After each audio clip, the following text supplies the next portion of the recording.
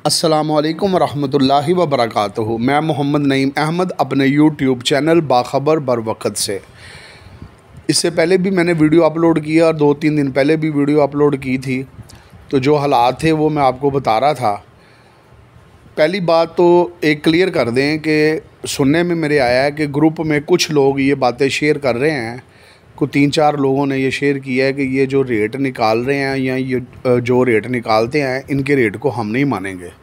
तो मेरी तमाम दोस्तों से गुजारिश है जिन्होंने ये बात कही है, और जो मेरे सब्सक्राइबर हैं वो भी, और जो दूसरे सुनने वाले भी हैं उनसे भी, कि हमने कभी भी नहीं कहा जनाब, कम से कम मैंने नहीं कहा जी मेरा रेट मान लें या मेरा रेट आप लोगों पे अप्लाई है, या मैंने कभी नहीं कहा कि यही रेट है और इसी रेट पे काम होना चाहिए और इसी रेट में माल लेना चाहिए और इसी रेट में माल को सेल करना चाहिए। तो लिहाजा हम लोग जो बताते हैं, जो मार्केट के हालात होते हैं उनका एनालिसिस करते हैं और एनालिसिस करने के बाद फिर रेट बता देते हैं।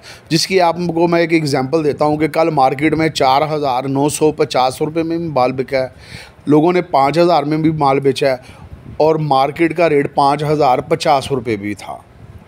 अब ये सारे रेट सामने आए हैं, लेकिन मुझे जो रेट सही लगा है, जो मैंने कंफर्म किया है, तो मैंने वो रेट रिपोर्ट किया है। मैंने रेट निकाला नहीं है और ना मैं रेट निकालने वाला हूँ और ना मैं रेट निकालने की जो है ना उसमें ताकत रखता हूँ कि ये रेट मेरी बात को माने कि मैं जो रेट निकाल दिया उस रेट पे लेन देन करें। और ना ही मैं कोई बैंक हूँ कि मैंने कोई डॉलर का रेट निकाल दिया है और मैं कहूँगा मैं इस रेट में माल डॉलर ख़रीदूँगा और इस रेट पे मुझसे माल आप ख़रीद सकते हैं।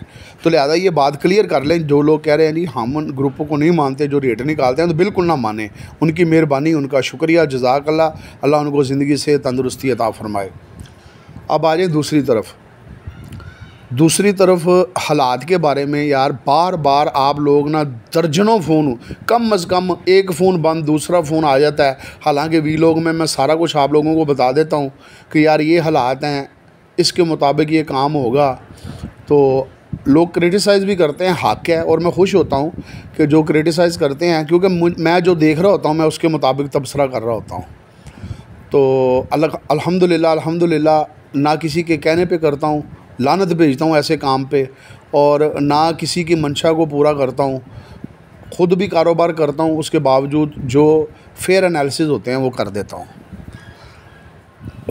हालात जा रहे हैं जी इस वक्त तकलीफ़ की तरफ, और इस तकलीफ़ को ख़त्म करने के लिए पहली वीडियो में भी मैंने बड़े अदब से आपसे गुजारिश की है कि वो होता है स्पेंड 100 सेव 1000, ये एक लफ्ज़ है। तो मैं आप लोगों को कह रहा हूँ कि स्पेंड लाखों में कर लें और सेव जो है करोड़ों में कर लें, और वो उस सूरत में होगा कि आप लोग फर्नेसें बंद कर दें। फर्नेसें बंद करने से अगला महीना ईद का भी है, बारिशों का भी है, तो इंशाअल्लाह ताला जो आप लोगों ने महंगे माल ख़रीदे हुए हैं ना, अल्हम्दुलिल्लाह वो आपके अच्छे रेटों पे बिक जाएंगे। अब कुछ लोग कहते हैं कि मीर साहब जो है ना वो फर्नेस वालों और मिल वालों का ख्याल करते हैं, उनके बारे बता रहे होते हैं कि बस जी उनकी तरफदारी कर रहे होते हैं।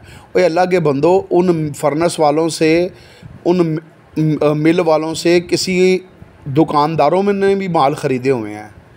कोई ऐसे लोग भी हैं जो दूसरे शहरों पे माल लेके गए हुए हैं, ऐसे लोग भी हैं जो मार्केट में बैठ के ट्रेडिंग कर रहे हैं। तो अल्लाह के बंदो, उनका माल जो उन्होंने महंगे ख़रीदा हुआ है, तो क्या उनका दर्द नहीं मैं रख रहा कि भाई जो माल महंगे ख़रीदे हैं, क्योंकि कस्टमर जो है किसी ने घर के लिए, अगर आप सोच दें जी लोगों को जी रिलीफ़ मिले, लोगों को फ़ायदा मिले, लोगों को क्या फ़ायदा है? एक बंदे ने एक मकान बनाना है, उसका टन माल लग जाएगा, ठीक है। एक टन माल की कीमत 10,000 रुपया ज़्यादा बढ़ जाएगी, 10,000 रुपया कम हो जाएगी, 20,000 रुपया बढ़ जाएगा, 20,000 रुपया कम हो जाएगा। जिसे अल्लाह पाक ने लाखों दिए हैं वो मकान बना रहा है, तो वो 10-20,000 रुपये को नहीं देखेगा। लेकिन जो इंडस्ट्री है जिससे मुल्क चल रहा है, जिससे मेरा और आप लोगों का रोज़गार चल रहा है, अल्लाह ताला उसको महफूज रखे, अल्लाह उसकी बेहतरी करे, अल्लाह उसको फ़ायदा दे। तो हम सब लोग चौधरी हैं, हम सब लोग कारोबारी हैं, फिर ही हमारी इज़्ज़त है, फिर ही हमारी शान है। और अगर ये अदारों को नुकसान हो गया, मिल वालों को तकलीफ़ हो गई, ये अदारे तकलीफ़ में आ गए, तो फिर मैं और आप कुछ भी नहीं है। लिहाजा एक तो मेरी बात ये है, आज से 1 साल पहले भी ये बड़ा इन्होंने कोशिशें की थी, रेट इस तरह करें वो करें, तो पहली बात बड़ी मादरत के साथ कर रहा हूँ, ये फर्नेस वाले हो जाएं या मिल वाले हो जाएं, ये एक हो नहीं सकते। जब तक आप एक नहीं होंगे तो जूते पड़ते रहेंगे।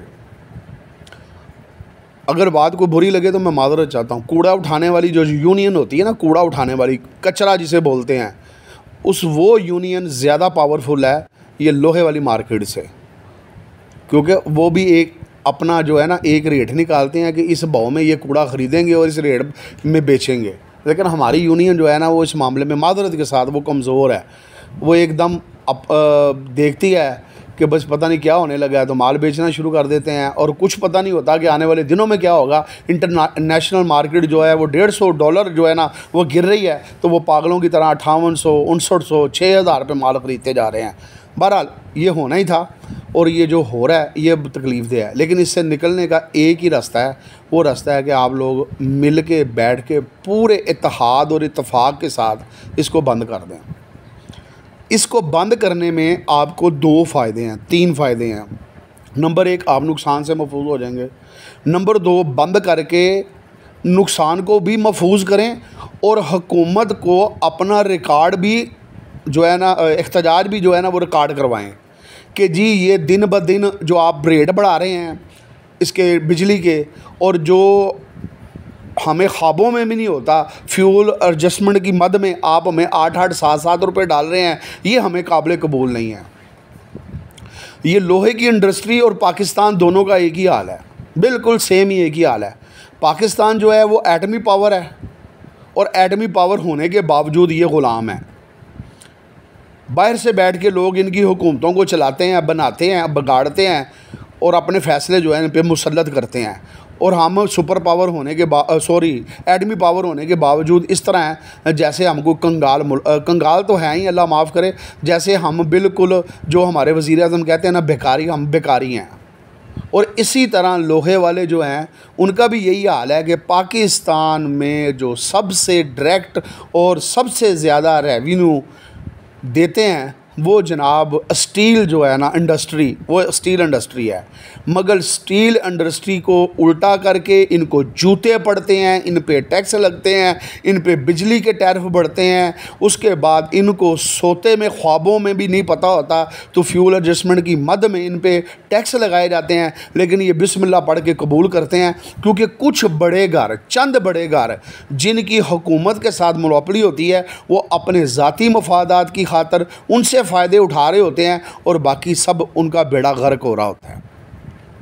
तो लिहाजा अगर आप इंडस्ट्री बंद करेंगे तो इंडस्ट्री बंद करें, और सारे एक हो के हुकूमत के साथ एहतजाज करें कि हमारा रेवेन्यू आपको डायरेक्ट आता है और बहुत बड़ी तादाद में जाता है, बहुत बड़ी अमाउंट में जाता है। लिहाजा आपके फ्यूल एडजस्टमेंट की मद में और बिजली के टैरिफ बढ़ाने से की वजह से हम लोगों ने अपना कारोबार बंद कर दिया है। रिकॉर्ड भी आपका, जो एहतजाज भी आपका रिकॉर्ड हो जाएगा, और दूसरी तरफ फर्नेसें बंद करने से आपका माल भी महंगा बिक जाएगा। और जो 1 महीना है ईद और बारिश, इसमें कुछ हालात जो है ना आपको सामने आ जाएंगे, कम अज़ कम आप नुकसान से महफूज हो जाएंगे।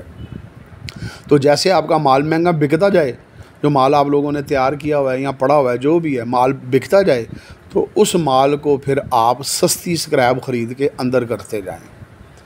फ़िलहाल जो हालात नज़र आ रहे हैं वो मुझे अच्छे नज़र नहीं आ रहे।